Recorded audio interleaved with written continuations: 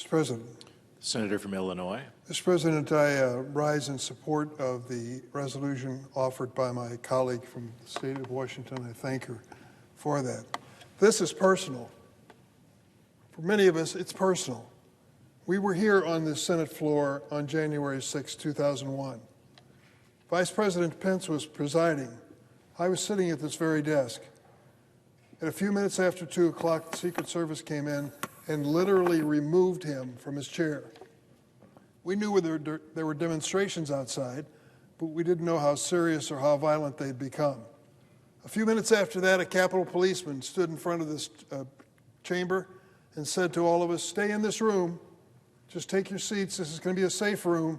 There'll be many people coming in here, and we'll keep them safe." And we didn't know what was happening outside, but we knew something serious was going on.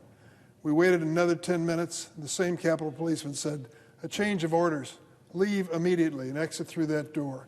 And we all filed out through that door, headed for one of the buildings on Capitol Hill where there was a safe space for members of the Senate to meet. I wasn't sure what was going on in the House of Representatives. I still don't know all the details. But the reality was the mob, the insurrectionist mob, was taking over the Capitol. Thousands of people were storming into this building, not for a peaceful demonstration by any means, but sadly for violence and destruction. That day was the worst day I can recall in the history of the Senate in terms of our respect for this building that has become a symbol, not only for the United States, but for the world, for peace and democracy. And I thought of those poor Capitol policemen who were asked to defend us with their lives. They were asked to risk their lives for us, and they did. 4 or 5 of them lost their lives as a result of it, and over 140 were seriously injured. Some of the things that were done to them were outrageous. You've seen the videotape. We don't have to speculate on what it was. We saw it as they tore down building structures, as they beat up on these cops, as many of them faced death and knew at the time it was that serious. The grimmest reality of those riots was the subsequent death of 5 of these law enforcement officers and the injuries to approximately 140 others, many of whom still pay that price to this day. Last week, President Trump, who incited the violence, commuted the sentences of 14 individuals and granted full, complete, and unconditional pardons to approximately 1,500 others convicted of offenses related to the January 6th attack. Many of the perpetrators have shown a stunning lack of remorse following their violent assaults on the brave members of the U.S. Capitol Police and D.C. Metropolitan Police who protected my life and the lives of so many others that day. For example, last August, David Dempsey, just a few hours after receiving a 240-month prison sentence for attacking police on January 6th with a flagpole, crutches, pepper spray, pieces of furniture, called into a gathering of supporters from outside the D.C. jail.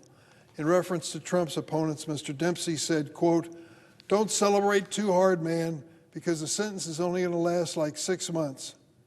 He knew that if President Trump were elected and had the power, he would pardon him, despite what he had done to the Capitol Police. Devlin Thompson attempted to throw a speaker at police officers, which ended up hitting and injuring a fellow rioter, and hit a police officer with a metal baton, according to court documents. Daniel D.J. Rodriguez, a California man who drove a stun gun into an officer's neck during one of the most violent clashes of the Capitol riot, was sentenced to more than 12 years in prison before President Trump granted him clemency. Andrew Taki pepper-sprayed police officers and hit one with a metal whip. He was supposed to serve 74 months in a federal prison in Beaumont, Texas, but he was pardoned by President Trump. These are just a few of the hundreds of individuals President Trump decided to pardon in this unconscionable executive order. The list of crimes committed by these thugs goes on for pages and pages and pages of the court document. Winston Churchill said once, "Those who fail to learn from history are condemned to repeat it."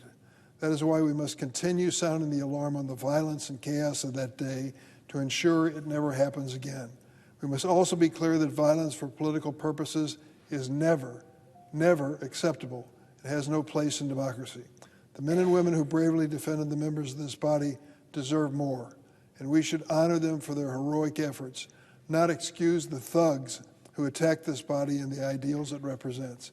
President Trump was wrong in pardoning these men who attacked the police.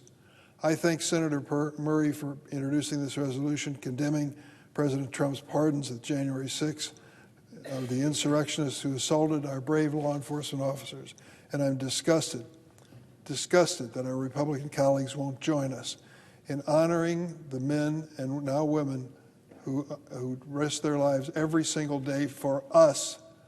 They risk their lives for us.